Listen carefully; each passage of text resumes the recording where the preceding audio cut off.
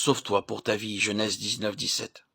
Et nous tenons pour d'autant plus certaine la parole prophétique à laquelle vous faites bien de prêter attention, comme à une lampe qui brille dans un lieu obscur, jusqu'à ce que le jour vienne apparaître et que l'étoile du matin se lève dans vos cœurs. 2 Pierre 1, 19.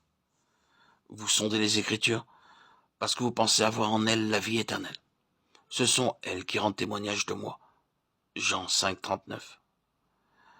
Ces Juifs avaient des sentiments plus nobles que ceux de Thessalonique. Ils reçurent la parole avec beaucoup d'empressement, et ils examinaient chaque jour les Écritures, pour voir si ce qu'on leur disait était exact. Actes des Apôtres 17, 11.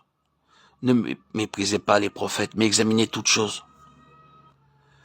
Retenez ce qui est bon, abstenez-vous de toute espèce de mal. Que le Dieu de paix vous sanctifie lui-même tout entier, et que tout votre être, l'esprit, l'âme et le corps soient conservés irrépréhensibles lors de l'avènement de notre Seigneur Jésus-Christ.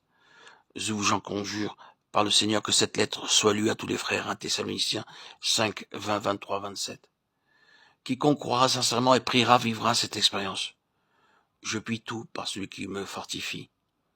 Philippiens 4, 13.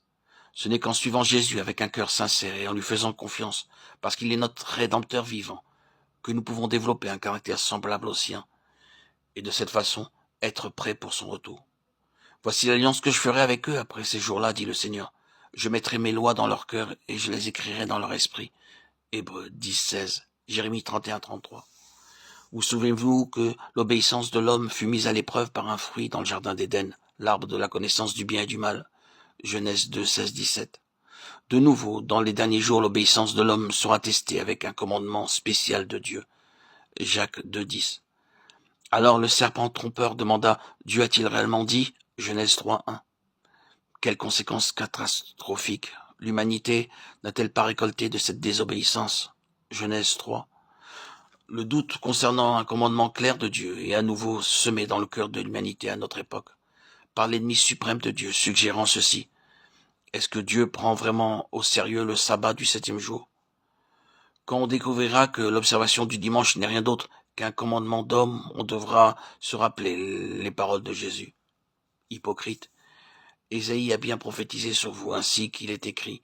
C'est en vain qu'il m'honore, en donnant des préceptes qui sont des commandements d'homme.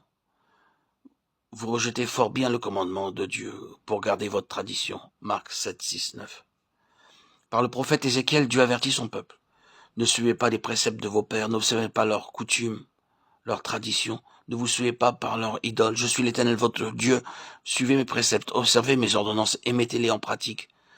Sanctifiez mes sabbats, et qu'ils soient entre moi et vous un signe auquel on connaisse que je suis l'Éternel votre Dieu.